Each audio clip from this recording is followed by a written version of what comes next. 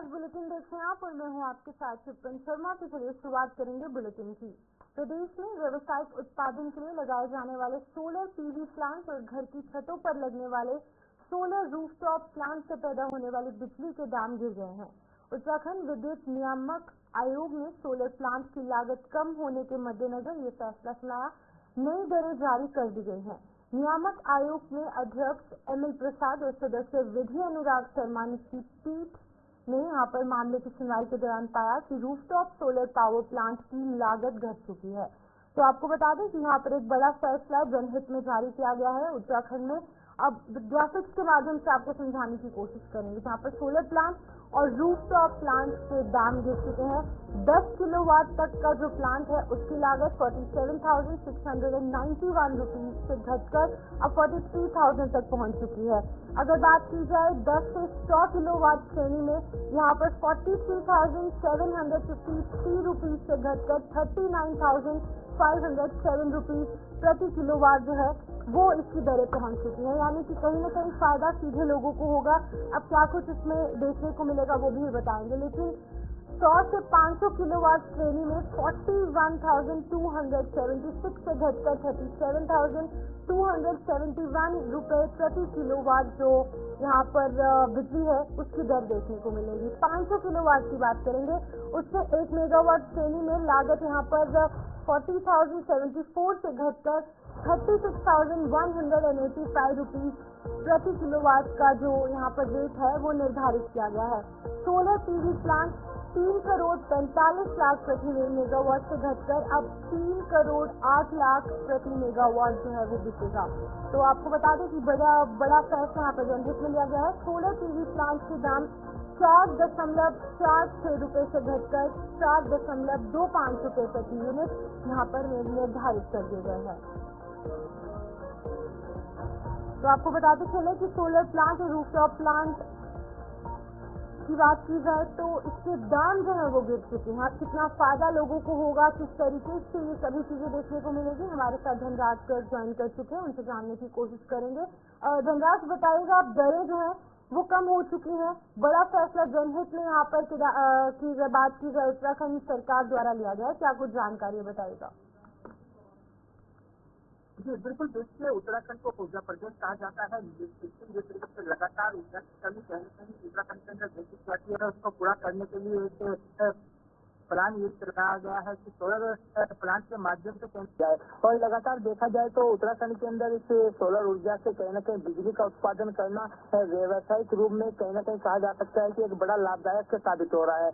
लेकिन वही देखिएगा, एक बड़ी राहत उत्तराखंड सरकार ने ये दी है कि जो रेट से सोलर ऊर्जा प्लांट से जो बिजली उत्पन्न होती है उसके जो रेट है वो लगभग 21 पैसे घटा दिए गए हैं। यानी कि इससे कहीं न कहीं जनता को भी लाभ मिलेगा, क्योंकि 21 ज्यादा बड़ी रकम नहीं होती, लेकिन उसके बावजूद भी कहीं न कहीं इसको यदि जोड़ा जाए तो एक बड़ी रकम बन सकती है।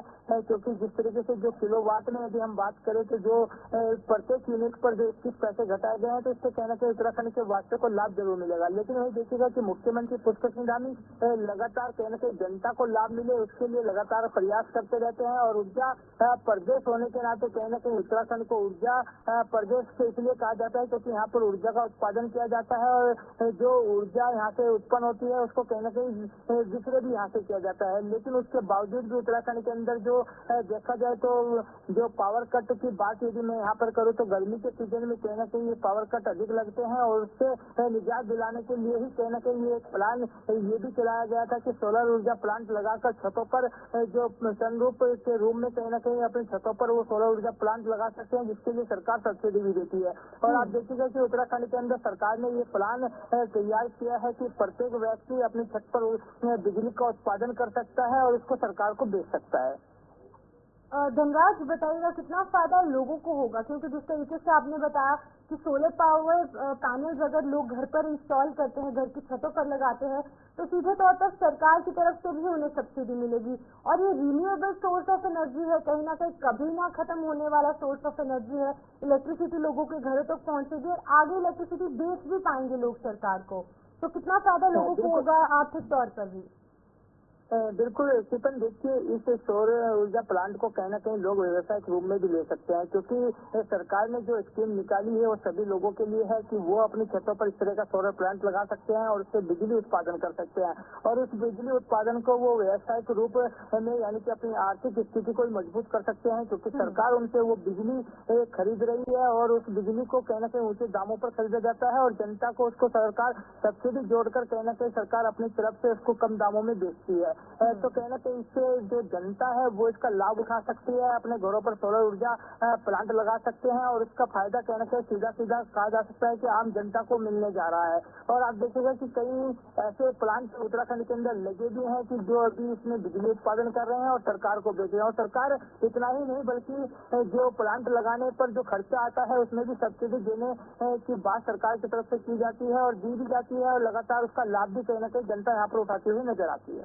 धनराज, लगातार जनहित में फैसले पुष्कर सिंह धामी की सरकार ले रही है और सेंट्रल गवर्नमेंट भी कुछ काफी अच्छा रिस्पांस जो है वो उत्तराखंड की जनता तक पहुंचाने की कोशिश करे। क्या कुछ कहेंगे? लगातार नेता जो है वो लगातार काम करे, खास तौर पर पुष्कर सिंह धामी वो काफी अच्छा काम लोगों के लिए करे, लोकप्रिय नेता बन चुके हैं वो लोगों के। देखो स्टीफन, देखिए मुख्यमंत्री पुष्कर सिंह धामी की भी हम यहाँ पर बात करें तो लगातार जो कार्य उत्तराखंड के अंदर उनके द्वारा किए जा रहे हैं विकास कार्य वो कहीं ना कहीं एक सराहनीय है, क्योंकि जनता उसको सराहती हुई नजर आती है। तमाम जो विकास कार्य है उत्तराखंड के अंदर मुख्यमंत्री पुष्कर सिंह धामी के द्वारा किए जा रहे हैं और लगातार वो प्रयास भी करते हैं कि केंद्र से भी कहीं ना कहीं उनको लगातार उसकी सहायता मिलती रहे, और लगातार आप देखते हो चुकी है। अब इसका सीधे तौर पर लाभ जनता को किस तरीके से होगा, या फिर अगर हम कहें तो इसका लाभ जो है वो सरकार को होगा, दोनों में से किसको ज्यादा अधिक लाभ जो है वो मिल सकता है? जी स्टीफन, बिल्कुल देखिए आपने सही कहा है कि इसका लाभ सीधा सीधा कहीं ना कहीं जनता को मिलता हुआ नजर आएगा, क्योंकि जो दरें गिराई गई हैं वो बिजली की दरों में भी कहीं ना कहीं कम की जाएंगी और वो जनता के लिए ही दरें कम हुई है, क्योंकि सरकार उससे सब्सिडी देती है और सरकार उसमें कहीं ना कहीं अपनी तरफ से अनुदान के रूप में या कहा जाए सब्सिडी के रूप में कहीं ना कहीं उसको पूर्ति करती है, और इसका लाभ सीधा सीधा कहीं ना कहीं जनता को पहुँचाने के लिए मुख्यमंत्री पुष्कर सिंह धामी ने बड़ा फैसला लिया है। ठीक है धनराज, आप बने रहे हमारे साथ, अगली खबर पर भी आपसे जानकारी लेंगे। तो आगे बढ़ जाएंगे, यहाँ पर निर्वाचन आयोग के अनुसार केदारनाथ विधानसभा उपचुनाव में यहाँ पर अगर बात की जाए तो 57.64% मतदान हुआ है। भाजपा कांग्रेस सहित 6 प्रत्याशियों के राजनीतिक जीवन का फैसला ईवीएम में बंद हो चुका है। अब 23 नवंबर को मतगणना होगी, जिसके बाद केदारनाथ विधानसभा को अपना नया विधायक मिल जाएगा। पोलिंग बूथों पर बुधवार को सुबह 8 बजे से मतदान शुरू हो गया है। सुबह कड़ाके की ठंड के चलते कई पोलिंग बूथों पर शुरुआती आधे घंटे तक गिनती के वोट पड़े रहे, लेकिन पर दिन चढ़ने के बाद बूथों पर मतदाताओं में खूब उत्साह देखने को मिला। दोपहर बाद अधिकांश पोलिंग बूथों पर मतदाताओं की लंबी लाइनें लगती देखी गई, जो कि देर शाम तक बनी रही। विधानसभा में सत्रेखाल, चोपता, खड़पटिया और घिमटोली सहित केदार घाटी के सारी, मनसूना, उखीमठ, गुप्तकाशी, पाटा कालीमठ आदि पोलिंग बूथों पर मतदाताओं में मतदान को लेकर खूब उत्साह देखने को मिला। उधर द्वितीय केदार भगवान यहाँ पर माहेश्वर मंदिर की चल रही उत्साह विजय डोली में गोंडार गांव पहुंचने के बाद ग्रामीणों ने मतदान किया। तो आपको बता दें कि कल यहाँ पर जो उपचुनाव है वो देखने को मिला था एक सीट पर। उपचुनाव के दौरान सुरक्षा व्यवस्था किस तरीके की रही है उस हवाले से भी आपको बताएंगे। केदारनाथ विधानसभा क्षेत्र को 2 जोन में और 27 सेक्टर्स में बांटा गया था और कल ये उपचुनाव जो है वो देखने को मिला था एक सीट पर। तो 173 पोलिंग बूथ में 130 पर यहाँ पर वेबकास्टिंग की व्यवस्था की गई थी, यानी कि कुल मिलाकर बहुत अच्छी व्यवस्था जो है वो यहाँ पर शासन प्रशासन द्वारा देखने को मिली थी। अगर बात की जाए तो 75% पोलिंग बूथों को सीसीटीवी कैमरों से लैस किया गया था। सीसीटीवी कैमरे जो है वहाँ लगाए गए थे। तीसरी आंख की निगरानी के बीच में वोटिंग हुई है। शांतिपूर्ण ढंग से संपन्न करवाने के लिए 1200 से ज्यादा पुलिसकर्मी यहाँ पर एक सीट पर तैनात किए गए थे, यानी कि अलग अलग पोलिंग स्टेशन पर 1200 से अधिक लोग थे। अगर बात की जाए होमगार्ड की और केंद्रीय सशस्त्र पुलिस के जवानों को भी यहाँ पर तैनात किया गया था। अर्धसैनिक बल यहाँ पर पहुंचे थे, होमगार्ड पहुंचे थे, केंद्रीय सशस्त्र पुलिस के जो जवान है वो भी यहाँ पर पहुंचे थे। तो धनराज, इससे जानने की कोशिश करेंगे किस तरीके की कल की चुनाव की प्रक्रिया रही है। यहाँ पर धनराज बताएगा कल एक सीट पर चुनाव हुए हैं, केदारनाथ सीट पर किस तरीके का उत्साह वहाँ पर देखने को मिला, कल बताएगा कितने प्रतिशत वोटिंग हुई है।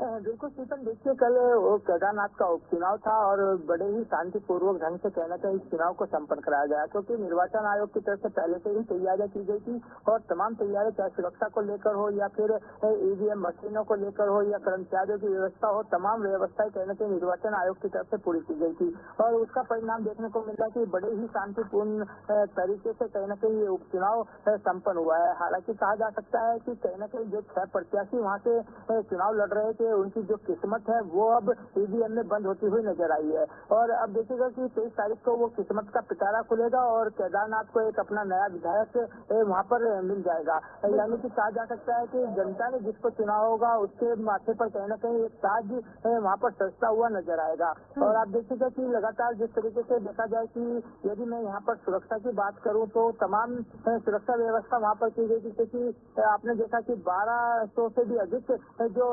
कर्मचारी हैं, पुलिसकर्मी, वो वहाँ पर लगाए गए थे और इसके साथ ही आप देखिएगा कि जो ईवीएम मशीनें हैं उनकी सुरक्षा के लिए सीसीटीवी कैमरे भी वहाँ पर तैनात किए गए थे। कहाँ पर बनाया गया है जहाँ पर ये सभी ईवीएम को सुरक्षित रखा गया है और सुरक्षा व्यवस्था किस तरीके की, जिस तरीके से आपने बताया कि 1200 से अधिक जो पुलिसकर्मी है, होमगार्ड है और अन्य जो भी अधिकारी है वो वहाँ पर मौजूद है, किस तरीके की व्यवस्था और किस तरीके से वहाँ पर ईवीएम्स को सेफली रखा गया और कहाँ पर ये जो स्ट्रांग रूम है वो इंस्टॉल किया गया है?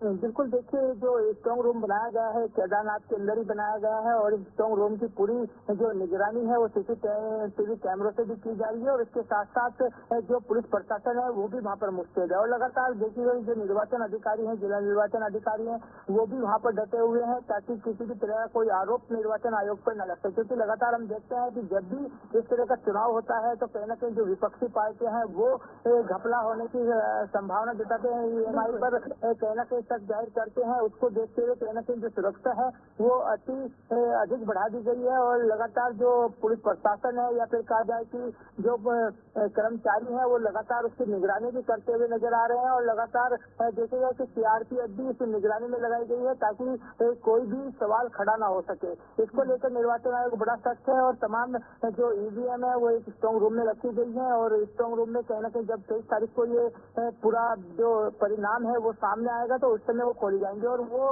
ईवीएम भी कहीं न कहीं जो पार्टी के नेता हैं, प्रत्याशी हैं, उनकी मौजूदगी में खोली जाएंगी। तो अब देखने वाली बात होगी कि 23 तारीख को किसके सिर पर ताज बनता है। ठीक है धनराज, बहुत बहुत शुक्रिया तमाम जानकारी देने के लिए। धनराज गर्ग यहाँ पर अपडेट कर रहे थे जहाँ पर कि केदारनाथ उपचुनाव को लेकर जो तैयारियां हैं वो मुकम्मल हुई, कल वोटिंग हुई और काफी अच्छा उत्साह जो है, काफी ज्यादा उत्साह लोगों में देखने को मिला। मतदाता जो है वो भारी तादाद में पोलिंग बूथ पर पहुंचे, लंबी कतारें देर शाम तक देखने को मिली।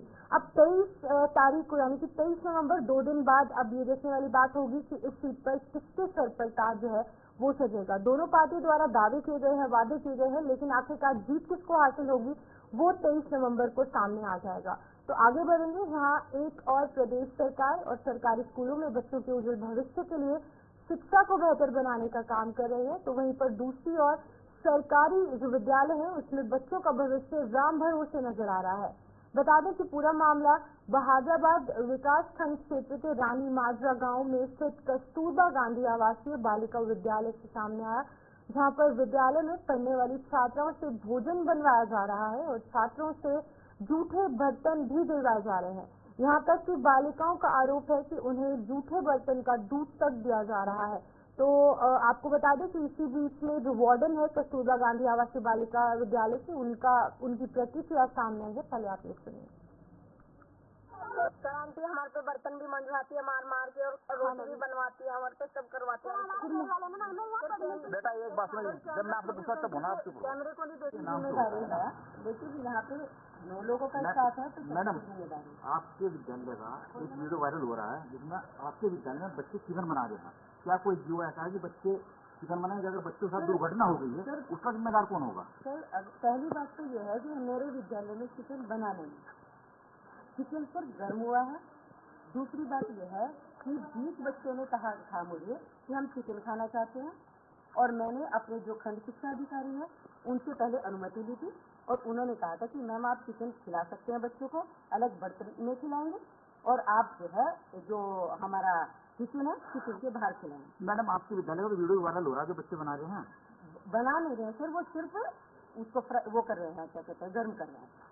मैडम वो बना नहीं रहे मैडम तो पता नहीं है, वो बाल बच्चे को साफ भी कर रहे हैं और बना भी रहे हैं, उसका वीडियो हमारे पास है, आपके विद्यालय आपके बच्चों का है। तो इस खबर पर अधिक जानकारी देने के लिए हमारे संवाददाता प्रवीण सैनी हमारे ज्वाइन कर चुके हैं, उनसे जानने की कोशिश करेंगे क्या है ये पूरा मामला। तो प्रवीण बताएगा क्या है ये पूरा मामला जहाँ पर आरोप लग रहे हैं कि बच्चों को काफी ज्यादा दिक्कतें पेश आ रही हैं एक स्कूल में।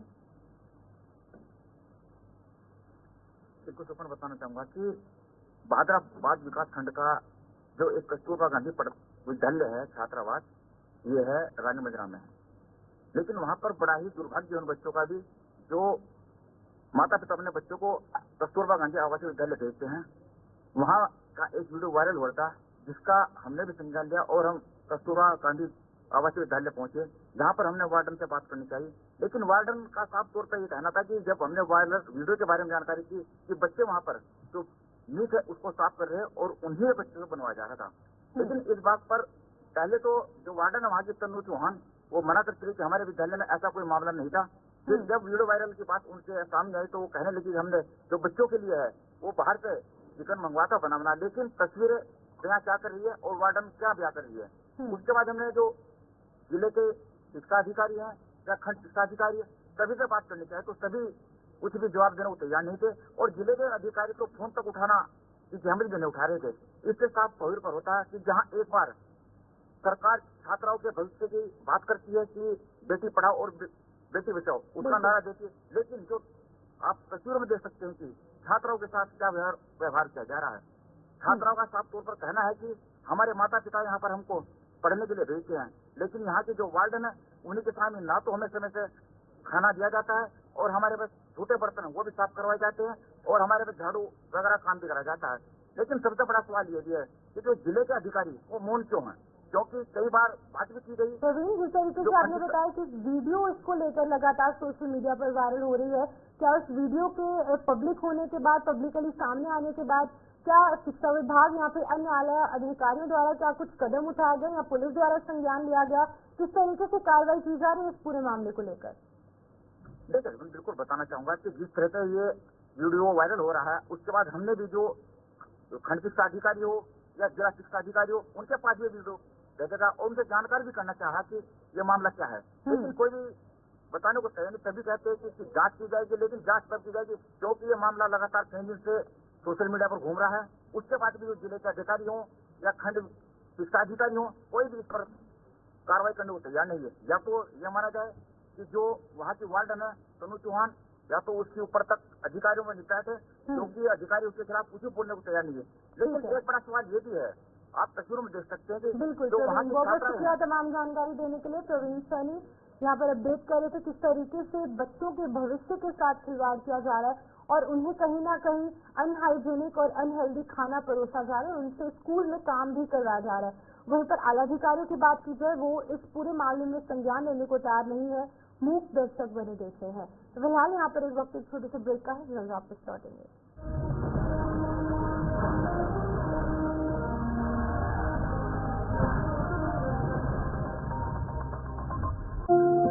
टाइम जब एक्सरसाइज का हो तो फिर आलस कैसा? हेल्थ और फिटनेस में नो कॉम्प्रोमाइज।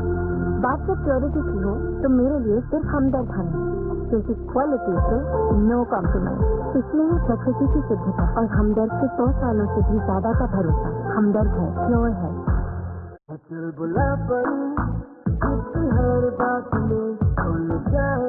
मेरी कैसी मेरी अपनी पता का चाय, रिज़्क़ का स्वाद।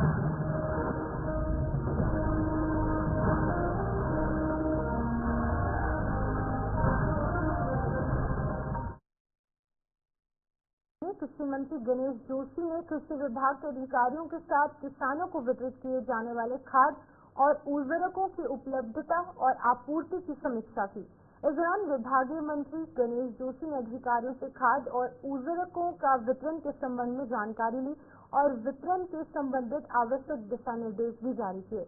उन्होंने अधिकारियों को सख्त निर्देश देते हुए कहा कि किसानों को समय पर खाद और उर्वरक वितरण किया जाए। उन्होंने अधिकारियों को निर्देश दिए हैं और कहा कि उर्वरक की वितरण और इसका वितरण की व्यवस्था के साथ ही उर्वरकों की कालाबाजारी रोकने हेतु संबंधित अधिकारियों की जिम्मेदारी सुनिश्चित करवाई जाए।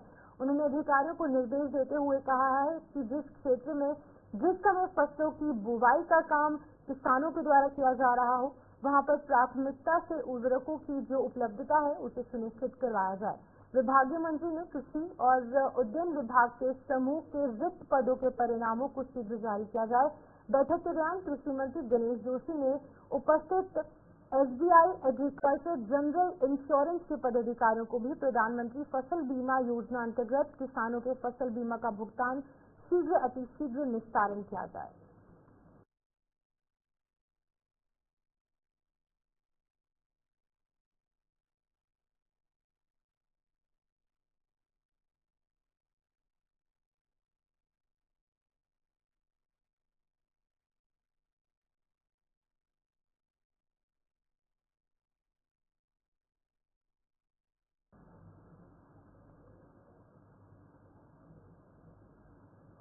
अल्मोड़ा जनपद के मोहान क्षेत्र में भारत सरकार के आयुष मंत्रालय की IMPCL के नाम से बरसों पुरानी एक दवा फैक्ट्री स्थापित है। इस फैक्ट्री में बनने वाली दवा देश और विदेश तक जाती है तथा ये फैक्ट्री हर वर्ष सरकार को करोड़ों रुपए का राजस्व भी देती है। वहीं पर हजारों कर्मचारी भी इससे जुड़े हुए हैं, लेकिन सरकार द्वारा इस फैक्ट्री के निजीकरण करने की तैयारी की जा रही है। इसको लेकर यहाँ काम करने वाले हजारों कर्मचारी लंबे समय से आंदोलन कर रहे हैं, लेकिन कर्मचारियों की मांग को सरकार द्वारा अनदेखा किया जा रहा है। वहीं पर कर्मचारियों के आंदोलन को बुधवार को समर्थन देने फैक्ट्री के बाहर प्रदेश के पूर्व मुख्यमंत्री हरीश रावत पहुंचे और उन्होंने करीब 1.5 घंटे का मौन उपवास करते हुए कर्मचारियों को संबोधित करने के साथ केंद्र और राज्य सरकार पर गंभीर आरोप लगाते हुए कहा कि जो फैक्ट्री करोड़ों का लाभ सरकार को दे रही है, फिर उसे बंद करने की क्या आवश्यकता है। उन्होंने कहा कि एक तरफ सरकार बेरोजगारी दूर करने की बात करती है, तो वहीं पर दूसरी ओर इस फैक्ट्री में काम करने वाले हजारों कर्मचारियों को बेरोजगार करने पर तुली हुई है। उन्होंने कहा कि इस फैक्ट्री का निजीकरण किसी भी कीमत पर नहीं होने दिया जाएगा। साथ ही उन्होंने आगे कहा कि वो कर्मचारियों के साथ उनकी मांग को लेकर उनके साथ खड़े हैं। हाँ, मैं इनके साथ हूँ। नेहरू जी का अनुयायी हूँ, पब्लिक सेक्टर, और मेरे लिए सौभाग्य की बात यह है कि इसका शुभारंभ जिस समय मैं सांसद था उस समय हुआ है, तो मैं मेरी इस पर भावनात्मक लगाऊंगी। और ये हमारे सल्ट का अभिमान और रामनगर का स्वाभिमान है, और ये हमारे गुजरू हो या बेताल घाट हो, ये सब लोगों की एक सामूहिक धरोहर है हमारी। तो हमारी धरोहर को आप एक पूंजीपति को बेच दोगे और वो पूंजीपति यहाँ कुछ दिनों के बाद एक बड़ा सा होटल बना देगा, कहीं कहाँ से कर्मचारी ला करके हमारी कुर्सी को और गंदा करेगा। तो ये जो है, इसलिए IMPCL रखना जरूरी है। ये 500-700 लोग तो यहाँ प्रत्यक्ष रूप से काम करते हैं, जिनमें SC के लोग बहुत है, SC OBC के गरीब लोग बहुत काम करते हैं, और कम से कम 5000 लोग ऐसे हैं जो हरड़, भरड़, दूल, आंवला ये सब लाते हैं जंगलों से निकाल करके और यहाँ भेजते हैं।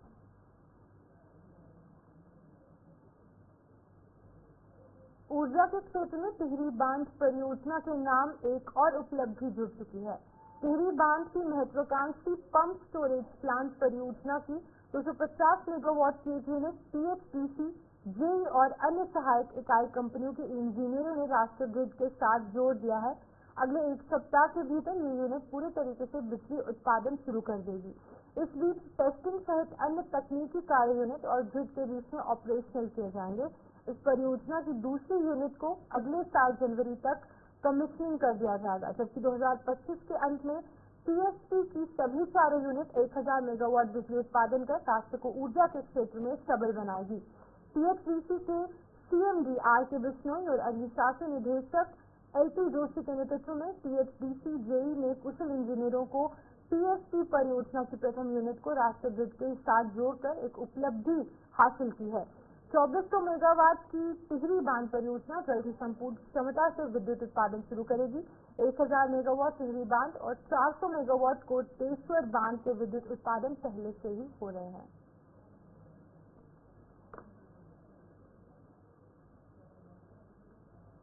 तो चलिए, उत्तराखंड के इस बुलेटिन में इतना ही। मुझे दीजिए इजाजत और आप बने रहिए गुलिस्तान न्यूज़ के साथ।